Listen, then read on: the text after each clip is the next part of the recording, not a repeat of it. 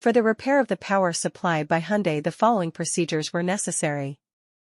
Replacement of various electronic components and general cleanup of the unit. For testing, we used 24-volt DC power supply.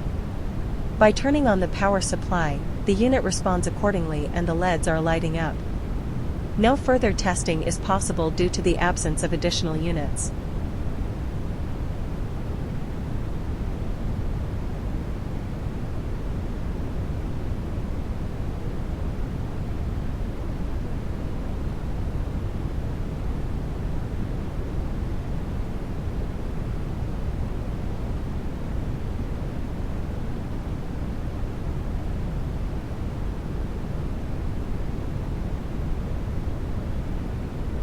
It is now clear that the power supply by Hyundai is working successfully and is ready to be delivered to the client.